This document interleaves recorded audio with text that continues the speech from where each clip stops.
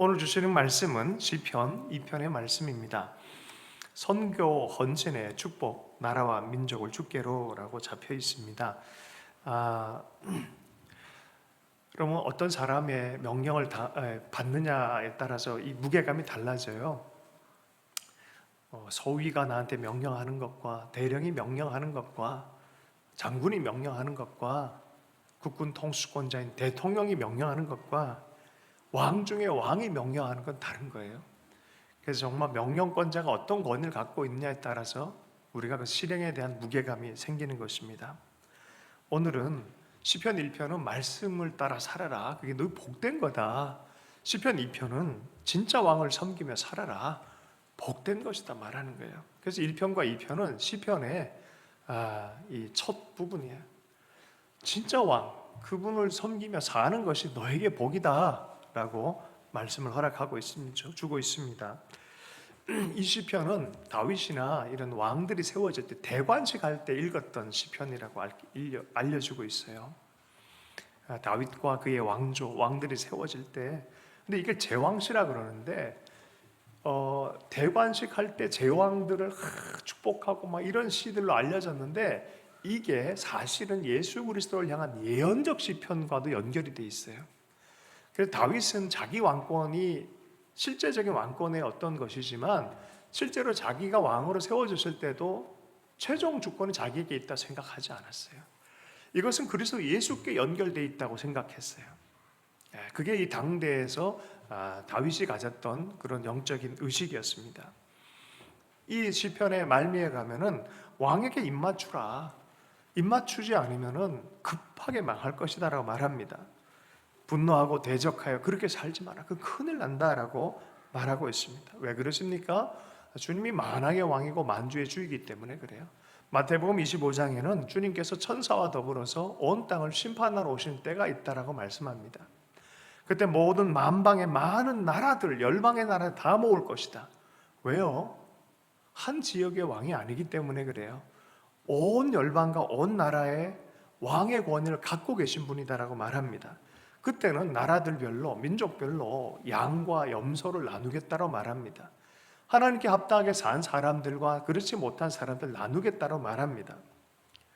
그렇기 때문에 입맞추라 말하는 거예요. 하나님이 보낸 사람들, 하나님이 보낸 것들에 대해서 연합하고 섬기며 사는 것은 나중에 보상이 있을 것이다 라고 말합니다. 여러분, 오늘 본문 말씀에 선교 헌신의 축복이라고 잡혀 있어요.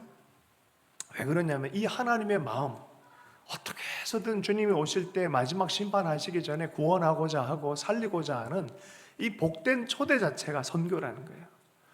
어떻게 해서든 온 나라와 열방과 많은 사람들이 이 하나님의 사랑의 통치 안에 들어오게 하는 것, 이것이 선교의 열정이라는 거예요. 그래서 선교 헌신은 축복이고 나라 민족을 주님께로 하는 것이, 이것이 주님의 통치에 대한 마음을 정확하게 이해하고 끝없이 사랑으로 초대하는 이것이 되는 것이죠. 그래서 혹자는 선교를 열방으로 예배케 하는, 하나님을 알고 하나님을 사랑하고 하나님을 바르게 알게 인식해서 예배하게 하는 것이 선교다라고 말하고 있습니다. 그런데 오늘 1절과 2절을 말씀해 보면은 그렇지 않아요. 세상은 대적하는 무리들이 있다라고 얘기를 합니다. 이것이 나라와 민족 또 다른 주권자뿐만이 아니라 우리 개인에게도 사실은 이런 측면들이 있다는 것이죠. 오늘 이 말씀을 통해서 많은 은혜가 있기를 원합니다. 1절, 2절, 3절 말씀을 함께 한번 읽어보겠습니다. 어찌하여 이방 나라들이 분노하며 민족들이 헛된 일을 꾸미는가? 세상의 군환들이 나서며 관원들이 서로 꾀하여 여호와와 그의 기름 부음 받은 자를 대적하며 우리가 그들의 맨 것을 끊고 그의 결박을 벗어버리자 하는도다.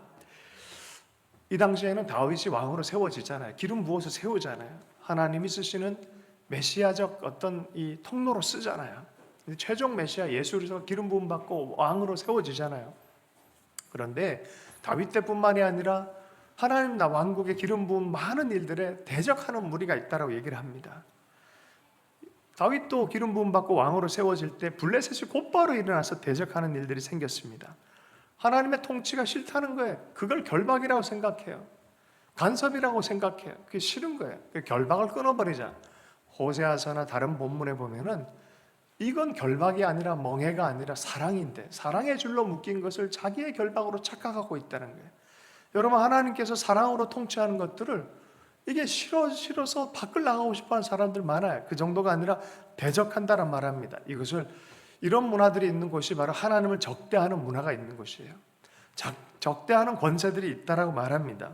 세상 군왕들, 관원들이 서로 꾀하고 모의하고 하나님과 대적하려고 하는 그런 일들이 있다는 것입니다. 그럴 때 주님께서 이렇게 반응하십니다. 4절에서 6절 말씀을 읽어보겠습니다. 함께 읽습니다. 시작. 하늘에 계신 이가 웃으시며 주께서 그들을 비웃으시려다. 그때 분을 바라며 진노하사 그들을 놀라게 하여 이르기를 내가 나의 왕을 내 거룩한 산 시온에 세웠다 하시리로다. 주님이 헛웃음을 웃으시는 거예요. 그거 왜 참 이런 마음으로 비웃으신다 얘기를 하시는 거예요. 왜 그러세요? 진짜 왕이 있기 때문에 하나님의 왕권을 끊어버리고 자치왕을 만들어버리려고 하는 거예요. 그 비유가 예수님 비유에 참 많아요. 하나님의 부여한 것들을 착각을 해서 그걸 자기 거라 생각하고 자기 거로 만들려고 그러고 자기가 왕이 되려고 하는 삶을 사는 거예요. 하나님이 지금까지 먹이고 살리고 입혀주고 붙들어준 걸 기억 못하고 할만하니까 이제 끊어버리려고 그러는 거예요. 그리고 내 마음대로 하려고 그래요. 하나님의 뜻이 마음에 안 드는 거예요. 그런 모습을 볼 때 주님께서 어떻게 하는지 비웃으시로다. 비웃으시로다. 내가 나의 왕을 내 거룩한 산 시온에 세웠다. 진짜 왕을 이미 세웠다. 진짜 왕이 따로 있는데 너희들 왜 그러냐? 내가 세운 왕이 따로 있다라고 말하는 거예요. 여러분, 이것이 모티브가 되어서 멋진 소설이 나오고 영화가 나왔죠. 반지의 제왕, 왕의 기환. 가짜 왕들이 막 통치하려고 그래요. 그죠? 어둠의 세력들이. 그 영화를 보면 어떻습니까? 드디어 진짜 왕이 돌아옵니다. 왕의 귀환을 합니다. 인류 역사에 대한 기가 막힌 성경적이고 복음적인 스토리예요. 그게 왕의 귀환, 왕이 오신다. 그때 영적 전쟁을 묘사를 해놓은 거예요. 기가 막힌 영화들이죠. 예수님께서 비유에서 분명히 말해요. 진짜 왕이 돌아올 때가 있다. 그땐 계산해야 된다. 그땐 주님이 철저하게 심판하는 때다. 진노의 때다. 주님 처음 오셨을 때는 어린 양으로 오셔서 피를 흘리고 고통당하시면서 십자가에 죽어주시면서 구원의 길을 내셨지만, 어린 양 구원주로 오셨지만 두 번째 오실 때는 통치하시고 이 심판주로 오신다는 거예요. 그 최고의 사랑, 최고의 헌신, 최고의 생명을 다 주었는데도 거부해버리면 더 이상 남은 게 없어요. 예수 그리스도는 자기 생명으로, 우리 하나님은 독생자 예수를 보내셔서 모든 걸 다 주신 거나 마찬가지예요. 그러나 이곳에 거부한다면 남는 것이 없는 것이죠. 여러분, 주님의 나라는 있다라고 말해요. 간혹 땅의 일들을 하나님 나라와 연결해서 말씀의 삶을 살다가 보면 정말 영원한 그 나라가 있는 것을 잊어버릴 때가 많아요. 이사야도 그랬어요. 이사야 6장 말씀에 보면은 그 기대하고 있던 하나님의 왕권을 가지고 잘할 것 같은 그 우시야 왕이 죽어버렸어요. 유다의 운명 어떻게 되나? 저분 그래 의지하고 내가 예배도 드리고 같이 많은 일을 했는데 저분이 죽어버렸네. 어떡하지? 이런 마음이 들 때, 성전에 들어갈 때 성전에서 하늘 문이 열리면서 궁극적 통치의 왕이신 분이 보이기 시작했어요. 하늘 문이 열려버렸어요. 통치하신 주의 나라가 다 환상 안에서 나타나기 시작합니다. 다른 말로 좀 쉽게 얘기하면 진짜 왕이 죽지 않았다. 진짜 왕은 여전히 통치하고 있고 너는 해야 될 임무가 있다. 입술에 화절을 대가지고 말씀을 전하라고 말하는 거예요. 이거 누구 보냈고? 주님 그럼 저를 보내주십시오. 그런 역사가 그때 일어나는 거죠. 계시록도 마찬가지예요. 계시록이 써진 그 시즌에는 1세기 시즌에 정말 교인들이 너무 힘들었어요. 자칫 신이라고 주장했던 제왕들이, 로마의 이 황제들이 기독교인들을 잔멸하기 시작해요. 그렇게 핍박을 많이 합니다. 그런 시즌에 이거 어떡하지 하는 중에 사도 요한마저도 밤모섬에 귀향을 당했을 때 일입니다. 환상이 열리고 만왕의 왕 만주가 여전히 온 세상을 통치하고 있다라고 말씀하는 게, 격려하는 거예요. 힘을 내라. 그 여정을 포기하지 말고 믿음의 삶을 살아라라고 말하는 거죠. 여러분, 주님께서 열방을 통치하시고 심판하실 것입니다. 합법적이세요. 하나님이시기 때문에 그렇습니다. 메시지 성경 2장 6절에서는 이렇게 얘기를 하고 있어요. 같은 성경 내용을 아주 의역해서 잘 번역해 놨어요. 마침내 대로 하신다. 불같이 너를 터뜨리시며 그들을 얼어붙게 만드신다. 내 이놈들 시온에 엄연히 왕이 있거늘 거룩한 산 정상에서 그의 대관식 잔치가 열리고 있거늘. 기가 막힌 묘사 아닙니까? 진짜 하나님의 왕 세우실 것이고 언약 안에서 이미 세워졌고 그런 일들이 있는데 너희들이 다른 일을 한단 말이지, 대적한단 말이지, 이렇게 얘기한 거예요. 그러면서 계속 말씀이 전해집니다. 아들의 왕권에 대해서 온전히 세우시는 걸 보게 되어집니다. 7절에서 8절까지의 말씀을 보겠습니다. 내가 여호와의 명령을 전하노라. 여호와께서 내게 이르시되 너는 내 아들이라. 오늘 내가 너를 낳았도다. 내게 구하라. 내가 이방 나라를 내 유업으로 주리니 내 소유가 땅끝까지 이르르로다. 그 아들의 권위는 어디까지입니까? 땅끝이에요. 숨을 곳이 없어요. 온 열방이에요. 온 나라예요. 너는 내 아들이라. 예전에 왕권 신수설이라고 해서 왕들이 세워질 때는 하나님이 자기에게 권위를 준다 믿는 때가 있었어요. 이때 이런 당시의 분위기죠. 실제로 그렇습니다. 모든 권위는 하나님께로부터 온다라고 말합니다. 자, 그런데 그렇게 세워질 때 너는 내 아들이라 라고. 그리고 보통 왕들을 하나님이 입양한, 신이 입양한 어떤 대상으로 봤잖아요. 파라오도 그렇게 생각을 했었고. 근데 이 아들은 좀 다르네요. 다윗이 그렇게 입양된 것처럼 그런 느낌이 있지만 여긴 진짜 아들이에요. 진짜 아들. 독생자 예수 그리스도를 향한 주님의 예언적 선포가 여기 연결되어져 있어요. 너는 내 아들이다. 너의 권위는 어디까지 있다? 땅끝까지 있다. 온 열방이다. 온 만물이다라고 말해주는 거예요. 이게 중의적인 부분이라는 것을 이해할 필요가 있습니다. 그의 통치가 땅끝까지 있어요. 그의 통치는 누구도 벗어날 수 없는 통치입니다. 그러므로 그의 통치와 그의 생명의 복음이 전해질 때는 이것은 너무나 엄중한 일입니다. 그걸 거부한다면 그의 통치를 거부하겠다는 뜻이에요. 이 말인즉슨 이 복음이 선포되어진 것은 생사 여탈권과 똑같다는 소리입니다.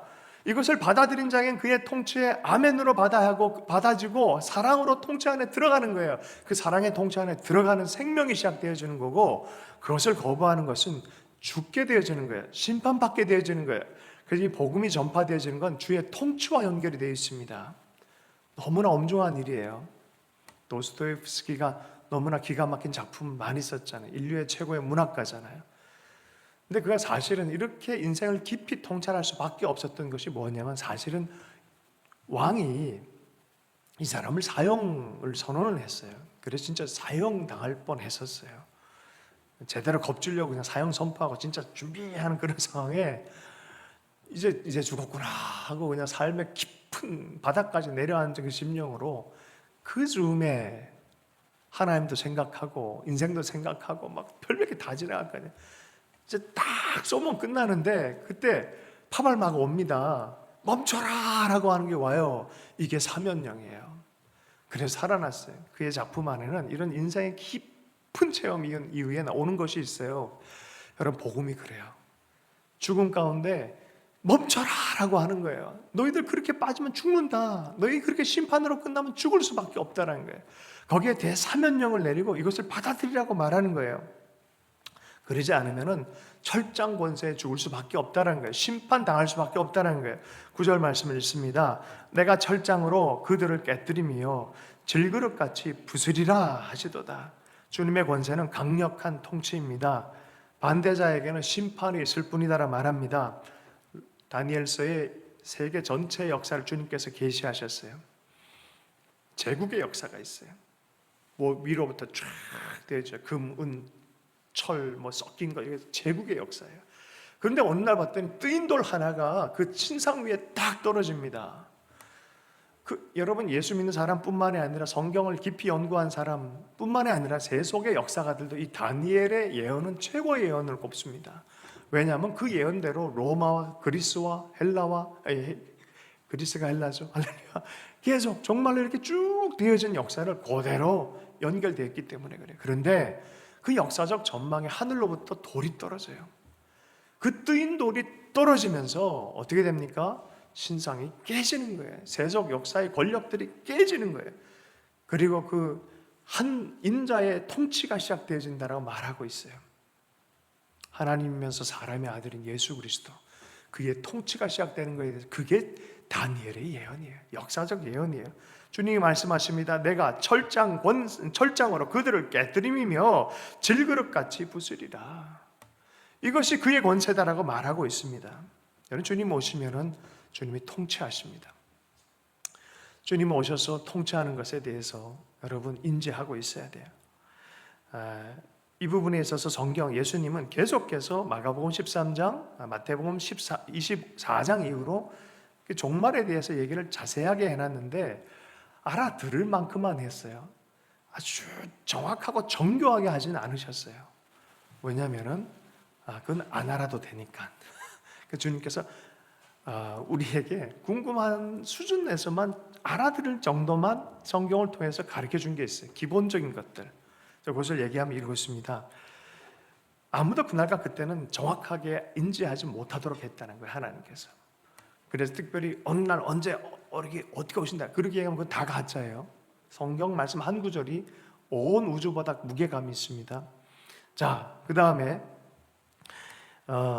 그러니까 너희들은 준비하고 있어라. 생각하지 못한 때 인자가 올 수 있어요. 늘 종말적인 삶을 살아라. 그 종말적인 삶을 살아야 두렵고 떨림으로 막 경기 일으키며 살라 이 소리가 아니라 오늘 주신 삶을 감사함으로 오늘 하나님을 섬기는 것처럼 지체들을 섬기면서 주어진 내 삶을 아름답게 가꾸면서 살아라. 주 예수의 마음을 품으며 살아라라는 거예요. 그랬을 때 부끄러워지지 않을 것이라는 말합니다. 그리고 복음이 만국에 전파되어지면 그때야 끝이 시작될 거다. 많은 이론이 있지만 동의하는 유일한 한 가지 이론이 있어요. 이게 뭐냐? 복음이 세상 땅끝까지 이루어지면, 복음의 선교와 외쳐짐이 전해지면 그제서야 끝이 올 거라는 거예요. 여러분, 이 통치가 다 전해지잖아요. 받아들여라. 그러잖아요. 이 나라와 이 나라 전쟁이 붙기 시작했니 먼저 화친 다 보내잖아요. 이런 조건을 다 받아주면은 오케이. 안 받아주면 전쟁이에요. 다 받은 자는 다 살아나는 거예요. 주님께서 그렇게 어떻게 보면 굉장히 어그레시브하게 오시는 거예요. 이게 복음 전파예요. 그러나 그들의 심령 상태는 사랑이에요. 어떻게 하면 이 사랑과 생명을 받아들였으면 좋겠다라고 하면서 십자가로 사랑으로 섬김으로 이것을 선포하는 거예요. 그러나 끝까지 받아들이지 않을 때는 주님께서 전쟁하십니다. 시편 110편 말씀처럼 주님이 권능의 나라, 주님의 전쟁의 나라를 말하는 거예요. 주님의 최종 주권이 있다라고 말씀하십니다. 그러나 그런 일이 있기 전에 거짓 이적들, 기사들 통해서 어떻게 하면 이 미혹을 있게 만드느냐, 미혹이 있을 것이다라고 말하고요, 환난도 있을 것이다라고 말합니다. 하늘과 지구의 전체적인 변화들도 있을 것이다라고 말합니다. 그리고 결정적인 하나의 사인을 줬는데 배도의 인물이 나올 것이다. 거룩한 곳에 앉아서 자기가 하나님이라고, 보세요, 대적하는 자들이 어떻게 보면 하나님을 지워버리고 자기가 하나님 자리에 앉으려는 거예요. 이 스피릿들이 주님 오신 이후로부터 재림하실까 계속 이 영이 돌아다니고 있어요. 온 세계 안에, 온 권력 안에 돌아다니고 있습니다. 그리고 최종적인 싸움이 있을 거예요. 거룩한 자리까지 앉아가지고, 거룩한 자리까지, 만약에 여러분 교회가 완벽하게 타락하면 끝나는 거예요. 그때예요. 그때 교회가 타락하는 거 끝나는 것이고요, 하나님의 영광스러운 자리 안에 사람의 것이 가장 인본주의가 강력하게 나타날 때, 하나님은 제외하고 인간이 가장 중심에 설 때, 그때가 마지막이에요. 우리 시대가 그런 시대를 우리가 살아가고 있습니다. 또 하나의 사인을 하나 주셨어요. 로마서 11장 25절 26절. 형제들아, 너희가 스스로 지혜 있다 하면서 이 신비를 너희가 모르기를 알지 원치 않으니 이 신비는 이방인의 충만한 수가 들어오기까지 이스라엘의 더는 우둔하게 된 것이라. 그리하여 온 이스라엘이 구원을 받으리라. 기록된 바 구원자가 시온에 오사 야곱에게서 경건하지 않은 것을 돌이키겠고. 어떤 때가 되면 예수 그리스도로 말미암아 유대인들이 예수께로 온전히 돌아온 때가 있다는 거예요. 여러분, 지금이 그때입니다. 엄청납니다. 1970년대 12명도 안 믿었었어요. 76년 그때 정확하게 예수 믿는 사람을 받아들이지 알리야 해주질 않았어요, 이스라엘 나라가. 그러니 거기서 어떻게 예수 믿겠습니까? 12명으로 시작했어요. 12명으로 예수를 믿었는데 어떻게 믿는지 아십니까? 예수님 만나요. 만났는데 어떻게 믿을 수밖에 없죠. 지금은요 3만 명 이상 예수 믿고요, 이스라엘 내에도 아랍인들이 한 40% 이상이 됩니다. 그런데 그 이스라엘리, 아랍 이스라엘리라 불러요. 그 사람들을. 그들 안에 예수 믿는 사람이 얼마나 많은지 몰라요. 밖에면 몇 명인 줄 아십니까? 30만, 지금은 100만이 넘어갑니다. 놀라운 일이 벌어지고 있어요. 깨달을 필요가 있습니다. 누가복음 21장 28절 말씀에 이런 일이 되기를 시작하거든 일어나 머리를 들라 너희 구속이 속량이 가까웠느니라. 주님의 통치의 때가 가까웠느니라. 주의하라 깨어있으라 그때가 언제인지 너희가 알지 못한다. 주의하라 깨어있으라. 그러므로 이것 때문에 여러 가지 생각이 많이 있을 거 아니에요. 그럼 어떻게 언제 어떤 방식으로 그 부분에 합법적이라고 하는 성경 역사 전체적으로 기독교 역사 전체적으로 합법적이라고 하는 네 가지의 이론이 있어요. 네 가지 이론. 오늘 듣고 정리가 되면 좋겠지만 이 한 가지 이론에 목숨 걸고 시간 전체를 건 학자들도 너무 많기 때문에 이거를 다 얘기한다는 건 쉬운 건 아닙니다. 제가 한 5분 정도만 얘기를 해보면은 하여튼 뭐 주님 오시는 방식에서도 여러 가지가 있어요. 이미 다 말씀은 성취됐다. 70년대 예루살렘이 무너질 이미 다 성취됐다. 그렇죠. 언제 와도 상관없다. 뭐 이렇게 보는 사람도 있고 어떤 사람들은 오실 때 은밀하게 주님 위에 오셔가지고 또 성도들 출고시켜서 7년 정도 있고 밑에 유대인들을 다시 돌이킨 시제 그때가 될 것이다. 이렇게 생각하는 사람도 있고 또 확인됐는지 안 됐는지 다 확증됐는지 안 됐는지 모르지만 주님은 이제 어느 정도 된 것 같은데 언제 오셔도 뭐 할 말은 없다라고 이제 이게 약간 회색 같은 느낌이지만 그래도 언제 오실 수도 있다라고 보는 그런 견해의 사람들이 있어요. 이런 형태에서 네 가지 견해가 있습니다. 계시록 20장 4절에서 5절의 말씀에 보면은 주님의 순교자들 예수를 충실하게 따랐던 사람들이 주님이 오실 때 1000년 동안 함께 다스릴 것이다 라고 얘기를 하고 있어요. 이 천년왕국이라는 단어가 유일하게 이곳에 있어요. 그래서 천년왕국이라는 이 단어 때문에 네 가지의 이론들이 이 형태에서 생기기 시작합니다. 첫 번째가 무천년주의라는 게 있어요. 무천년주의. 잘 들으셔야 돼요, 여러분. 이것은 어거스틴 당시 로마가 멸망하다 보니까 이스라엘도 유대인들이 이젠 더 이상 다수로 안 살고 황폐화되어졌고 뭐 다른 사람들 살고 있고 기독교화가 된 로마마저도 망했는데 이제는 문자 그대로 땅 안에 나타난 하나님 나라에 대해서 기대함이 참 없는 거예요. 로마가 망해버렸어요. 그러니까 천년왕국? 이젠 좀 생각이 좀 애매한데 이거 없는 것 같아. 그러면 천년왕국 어떻게 해석해야 돼? 교회의 통치, 영적인 통치. 그냥 주님 오시면 끝나고 깔끔해요. 이거는 그냥 주님 오시면 새하늘과 새 땅이 풀어지고 지옥 갈 사람 지옥 가고 천국 갈 천국 깔끔해요. 그래서 천년왕국은 없음. 이걸 뭐냐 무천년이라 그래요. 천년왕국은 없음. 그럼 천년왕국이 이 단어를 어떻게 해야 돼? 상징적으로 교회가 하나님의 통치 안에서 살아가는 이 시대를 그냥 천년왕국으로 하자. 그럴만 하잖아요. 왜요? 4세기, 5세기 때 로마가 망해가는 과정 안에서는 그리고 2000년 내내 이스라엘이 국가로 존재하지 않았는데 해석 자체가 안 되는 거야, 문자적으로. 그잖아요. 그래서 그땐 그런 식으로 이렇게 했었어요. 자, 그러다가 한 17세기 정도 됐어요. 이건 후천년주의라 그래요. 이거는 제가 지금 얘기할 거는 부흥을 경험해서 1700년대가 딱 되어지면서 산업혁명 시대가 되고 사람들 안에 엄청난 자신감이 생겨지고 나라가 시대가 펑펑 변해가요. 와, 이 핸드폰 이런 핸드폰 나오기 전과 전후가 다르잖아요. 요새는요 공중전화 부스 박스가 거의 없어요. 이걸로 다 하는데 뭐 그잖아요. 그것처럼 시대가 완전 변해버려요. 그땐 더 심했어요. 더 심했어요. 뭐 전기기관차, 뭐 방직, 일어나면서 산업이 막 일어나니까 그런 것과 도시가 막 변해가기, 삶의 형태가 변해가지. 그것 가운데서 미국과 영국의 부흥이 일어났어요. 와, 이 영적인 부흥이 너무 강력해서 하나님의 임재가 너무 강력했어요. 사람들이 예수 믿으러 막 몰려오길 수밖에 없어요. 그냥 전했는데 예수님의 임재가 나타나 버린 거예요. 이런 일들이 영국과 미국에서 막 일어나면서 세계가 이렇게 변하다가는 곧바로 천년왕국처럼 변하겠다. 이것 자체가 천년왕국으로 변해가겠다. 이 세계가 자연스럽게 천년왕국처럼 변하고 그리고 천년왕국 이후에 예수님이 오겠다. 이걸 후천년주의라 그래요. 후천년. 자, 그런데 이게 언제 쑥 들어갔냐면 1차 대전, 2차 대전이 일어나면서 1차 대전, 2차 대전이 일어나면서 세상이 좋아지는 게 아니구나. 뭔가는 맞는 것 같은데 부분적으로 맞는 것 같은데 이게 온전하지 않다 해서 쑥 들어가 버렸어요. 자, 그 다음에 원래 예수의 제자들, 사도들이 믿었던 것이 뭐냐면 전천년주의라 그래요. 전천년주의. 이거는 사도들이 1세기, 2세기, 3세기 거쳐서 믿었던 것인데 요 근래 와서 뭐 여러 가지 이론들이 나오면서 이게 다시 등장을 하고 있어요. 자, 이 부분은 무엇이냐면은 예수님이 오시기 전에는 성경 그대로 대환난도 있을 것이고 그 환난을 통과해서 믿는 자들을 위로하시기 위해서 주님이 오시는데 오셔서 주님과 더불어서 1000년 동안 통치하실 거라는 그 통치의 시간이 있다는 거예요. 이게 천년왕국의 시즌이에요.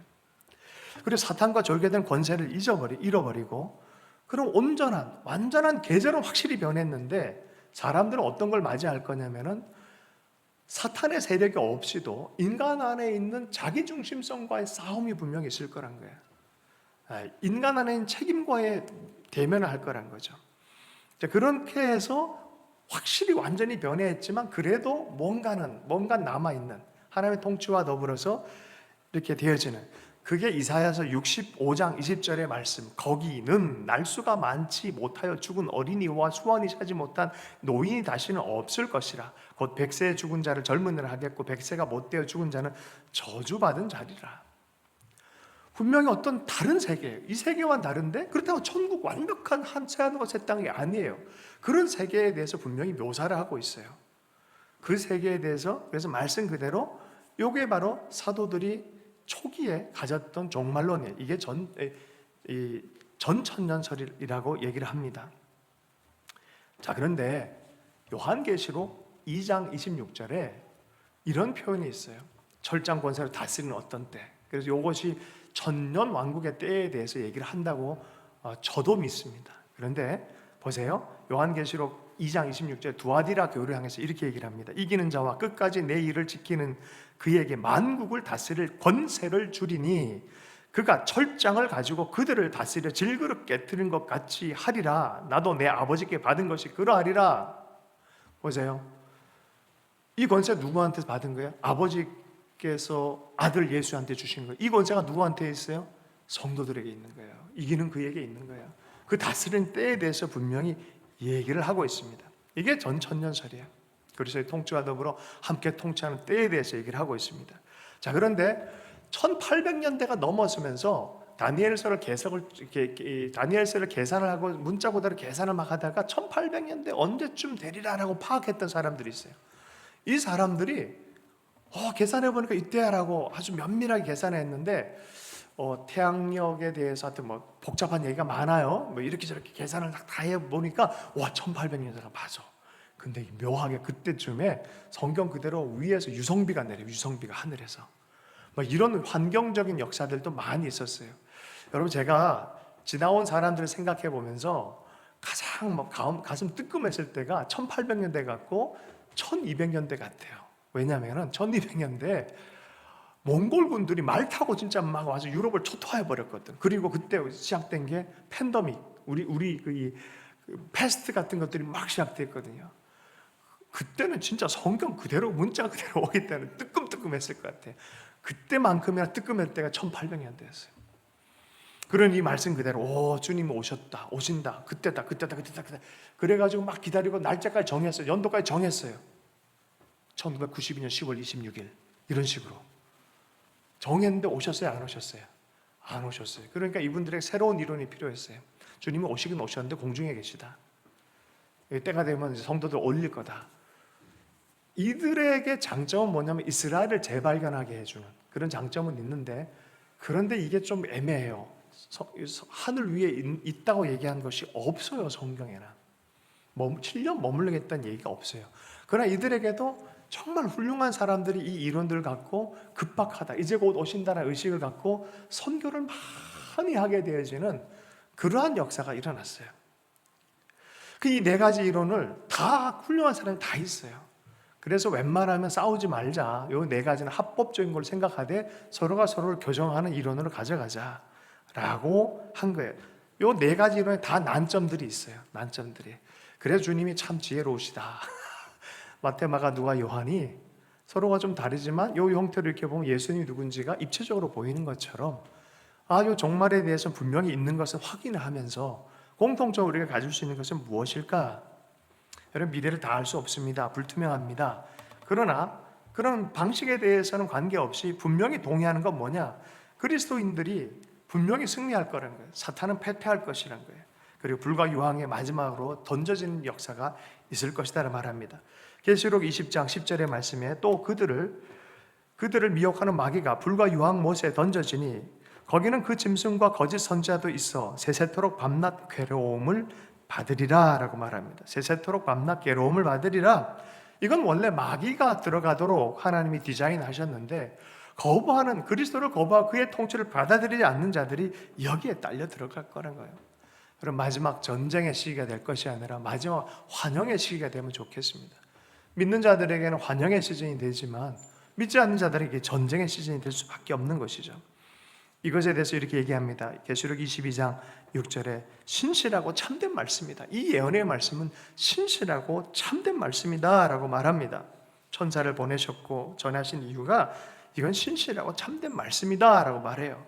주님께서 꼭 지킬 언약이다 라고 말하는 거죠. 그랬을 때 요한계시록의 맨 마지막 부분에 성도들이 이렇게 얘기합니다. 아멘 주 예수여 어서 오십시오. 요한처럼 얘기를 해야 되는 것이죠. 아멘 주 예수여 어서 오십시오. 오셔서 계수하실 겁니다. 역사. 중간에 방식에 대해서 여러 가지 이론이 있지만 간단하게 얘기하면 주님은 반드시 오셔서 주님이 심판하실 것이다 라고 말씀합니다. 그러므로 아들에게 입맞추라라고 말하는 거예요. 아들에게 입맞추며 살아라. 10절과 11절 말씀을 함께 읽겠습니다. 10절 11절 말씀 읽습니다. 시작. 그런즉 군왕들아 너희는 지혜를 얻으며 세상의 재판관들아 너희는 교훈을 받을지어다. 여호와를 경외함으로 섬기며 떨며 즐거워할지어다. 그의 아들에게 입맞추라. 그렇지 아니하면 진노하심으로 너희가 길에서 망하리니 그의 진노가 급하심이라.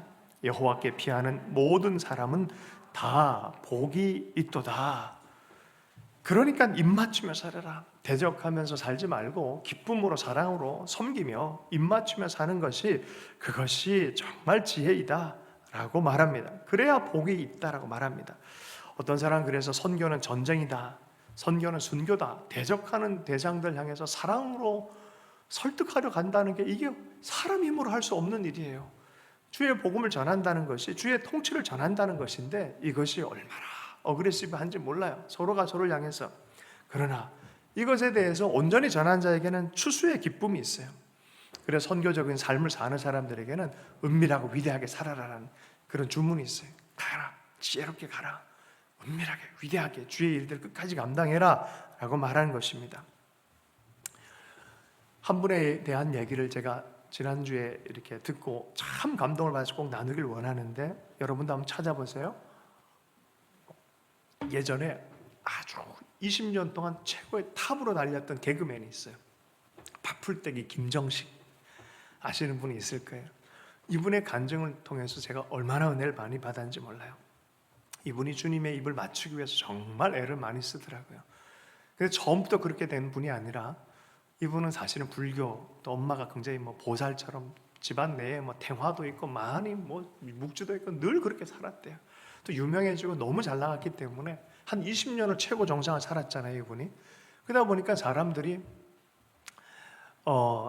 좋아도 하고 했지만 엄마는 자기 신앙 때문에 이렇게 됐다고 착각을 한 거예요. 그러니까 아들을 계속, 근데 결혼을 했는데 예수 믿는 자매님이네. 서울대학교 음악 이매희라는 분인데 아주 유명했던 분이래요. 이분도 피아노로. 그런데 이분이 결혼을 한다 그러니까 예수를 믿었어요. 몇 년을 참았다가 아내가 한번 교회 좀 가자 그랬다가 그냥 엄마한테도 어머니한테도 얘기했다가 머리끄댕이 잡히고 이런 게 한두 번이 아니었다. 몇 번씩 계속 진행이 되더라고요. 마음이 아프고 고통스러운 시간들 많이 보내는 어느 날에 이분이 이 김정식 씨가 예수님이 나타나신 거예요. 그러니 세계가 완전히 뒤집어 버린 거예요. 땅의 세계만 보고 있다가 하늘의 세계를 경험해 버린 거예요. 진짜 주님이 계신 거 알아버린 거예요. 그러니까 이렇게 살아가니까 엄마가 얼마나 싫었겠어요. 또 며느리 또 머리끄댕이 붙잡고 이런 일이 계속 반복되는 거죠. 이런 삶을 살다가 나중에는 미국에 가서 예수 믿고 구원받고 그런 일들 통해서 이제 어머니 생각나서 마지막 모시를 입고 왔는데 여전히 완강하고 여전히 힘든 엄마잖아요. 그런데 나중에 엄마가 알츠하이머가 되어버렸어요.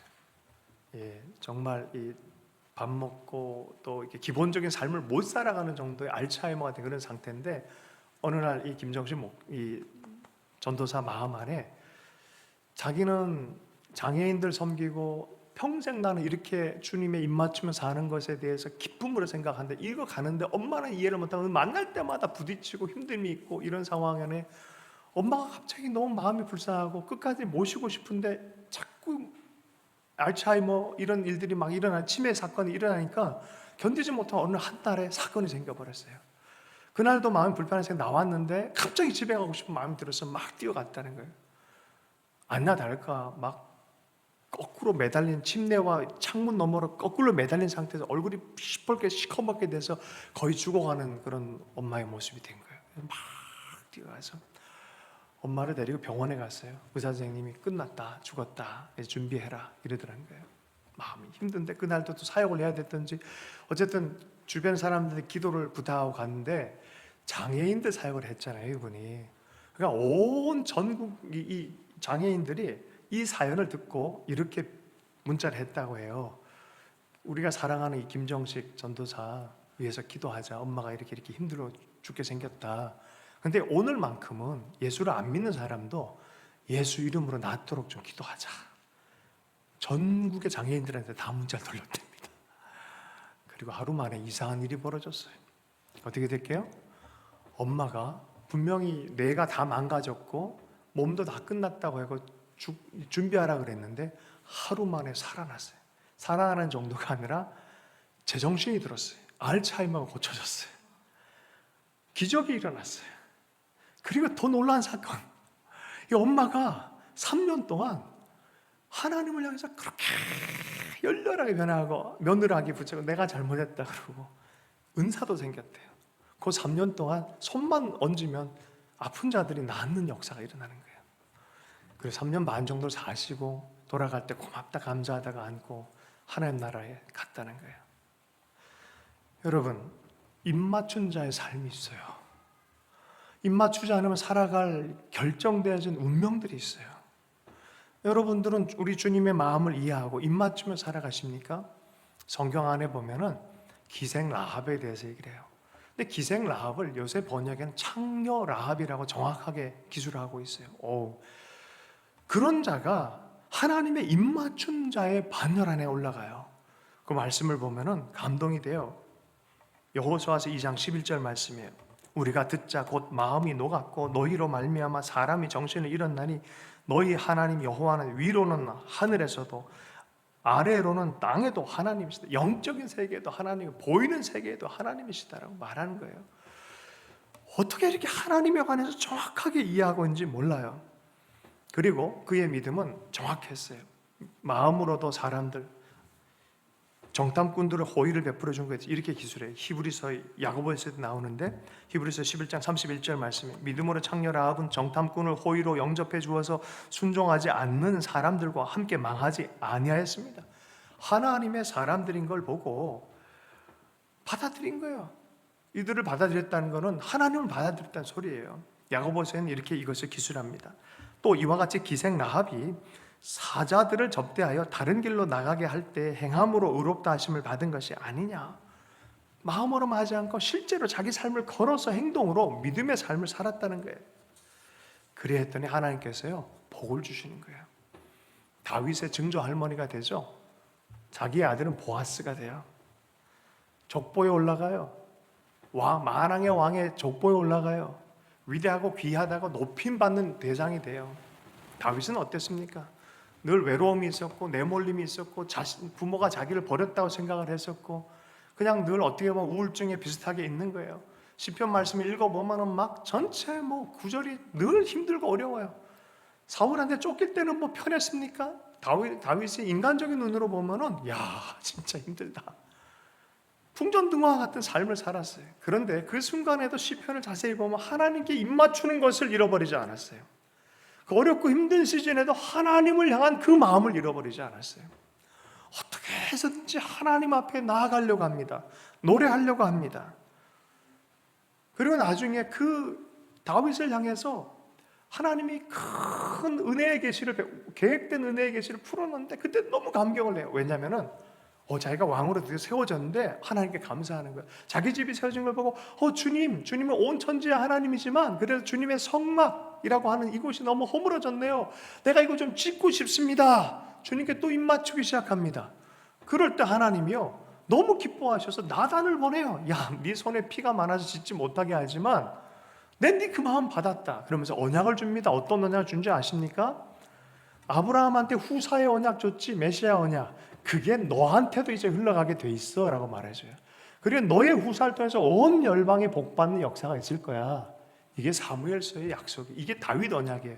그래서 성경 전체 안에서 언약 중에 위대한 언약이 아브라함 언약이고 그리고 다윗 언약이에요. 이게 같은 라인이에요. 그 언약이 뭐냐면 구세주 예수에 대한 거, 예수, 자기 자손 예수 그리스도로 오지만 나의 구세주가 된다는 고백을 할 수밖에 없는 거예요. 그를 통해서 온 열방이 구원받는 역사가, 그의 통치는 온 열방 안에 있을 것이다라는 것이 바로 이 다윗 언약의 약속이에요. 그리고 얼마나 감동이 되어집니까? 그래서 놀라운 찬송을 드리고 감사를 드리고 이 약속 꼭 성취해 주십시오라고 기도한 게 다윗의 기도였어요. 여러분도 입맞추기를 축복합니다. 신약에 보면 예수 그리스도께 향유를 부어드리고 그의 발에 입맞추고 머리칼로 닦아준 여인이 있죠. 향유를 부은 여인. 저는 이 여인 생각할 때마다 감동이 돼요. 그거 모으려고 얼마나 애썼을까? 그 가난한 동리에서. 그거 꽤 되는 거거든요. 그거 모으려고 얼마나, 여러분 이렇게 모으는 거 쉽지 않습니다. 우리 같은 시즌에도 어려운 거예요. 여러분 비전의 삶을 살았던 자매예요. 비전의 삶을 산다는 거는 다른 걸 포기했다는 뜻이에요. 이거 모으려고 안 먹고 안 쓰고 애쓰고 고생스럽게 또 욕을 먹은 많은 것들이 있지 않겠습니까? 그런데 어느 날 예수님을 발견하고 더 좋으신 그분 때문에 쏟아부어버린 거예요. 그분께 입맞추기를 결정한 거예요. 그 마음을 보시고 주님이 이렇게 얘기하셨어요. 마가복음 14장 9절 말씀. 내가 진실로 너희에게 이르노니 온 천하에 어디서든지 복음이 전파되는 곳에는 이 여자가 행한 일도 말하여 그를 기억하게 하리라 하시니라. 주의 복음이 전파되어지고 주의 통치가 이루어진 그때 이 여인은 가장 알려진 여인 될 것이다. 영원한 나라, 영원한 통치 안에서 여러분은 어떻게 기록되기를 원하십니까? 주님의 사랑 안에서 기록되기를 원합니다. 아가서의 말씀에 신랑이 신부에게 가자, 입맞추고 가자 그럴 때 가잖아요. 그런데 아가서 중간 지점에 보면 뭐가 있냐면은 모략산이라는 게 있어요. 여러분 모략은요 죽음을 준비하는 거예요. 죽음을 준비하는 그곳까지도 따라갈 줄 아는 거예요. 왜요? 그분이 만왕의 왕이니까, 그분이 살릴 걸 믿으니까, 그분이 온전하게 통치할 걸 믿으니까. 사람만 보며 사람 신경 쓰면서는 주님을 기쁘게 할 수 없습니다. 명작은 하나님을 신경 쓸 때, 하나님께 입맞출 때 나타나는 거예요. 주님이 우리를 향해서 명작을 짓기를 원하세요. 미켈란젤로가 그림에선 최고의 작가 아니겠습니까? 미켈란젤로가 지붕 위에 이 그림을 막 그리니까 사람 지나 왜 지붕 위에 그 사람도 안 보는데 그리냐? 사람은 안 볼지 모르지만 하나님은 보신다. 그 마음이 있는 사람들이에요. 하나님 앞에 선자들로 살아가길 축복합니다. 방지일 목사님 연세가 많으시잖아요. 돌아가셨잖아요. 저 그분 연구했잖아요. 연구하다가 경험한 게 이분이 이 마음 때문에 하나님 복을 주셨구나. 완전해서가 아니라 이 마음 때문에. 자기가 유학을 가려고 다 준비해놨어요. 친구들 다 유학 준비 다 해주고 자기도 유학 이제 가면 되는데 갑자기 아버지가 만주에서 선교하는데 자기 후임으로 오라 그러니까 다 내려놓고 가버려요. 기도 딱 일주일하고 주의 뜻이구나. 내 꿈 포기, 아버지 꿈. 육신의 아버지의 꿈이 하나님의 꿈. 총회도 너도 네가 갔으면 좋겠다 그러니까 교회와 아버지와 하나님의 뜻으로 믿고 가는 거예요. 자기 꿈을 내려놓는 거죠. 마음을 더 기쁘게. 그러니 하나님 얼마나 기뻐하시면 이분을 전생을 통해서 하나님 쓰세요. 세우세요. 우리 한 사람 한 사람 그렇게 됐으면 좋겠습니다. 언더우드도 그랬어요. 인도를 원래 선교하러 가려고 그랬던 사람인데 하나님이 이수정의 편지를 통해 가지고 조선으로 돌아오게 했죠. 이게 열방을 향한 하나님의 계획을 순응해서 따라가는 사람들의 특징인 줄로 믿습니다. 그런데 이 하나님의 통치권을 선포하는 게 복음인데 이 통치권이 어디까지 있다 합니까? 너는 내게 부르짖으라. 어디예요? 열방, 온 세계. 여러분의 기도의 캐파는 어디까지입니까?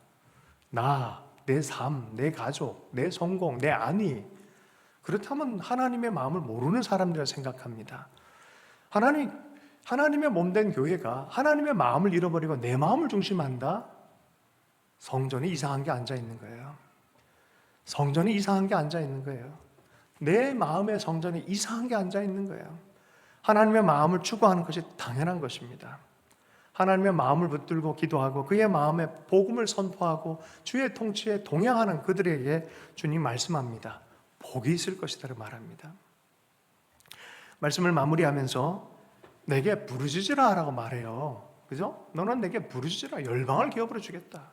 아들인데도 불구하고 부르짖으라 그래요. 교회인데도 자녀인데도 하나님 아시면 그냥 주시지. 아니요, 부르짖으라 그래요.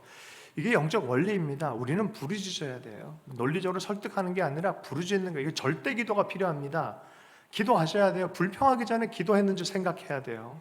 응답받기 왜 안 나타나지? 기도했는지를 생각해야 돼요. 하나님의 뜻이 정말 그걸 두고 기도했는지를 생각해야 돼요.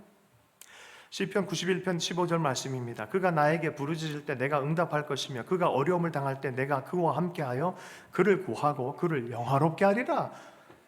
기도해야 하나님이 이렇게 구원하는 손이 나타난 것입니다. 시편 50편 15절에는 이런 말씀이 있어요.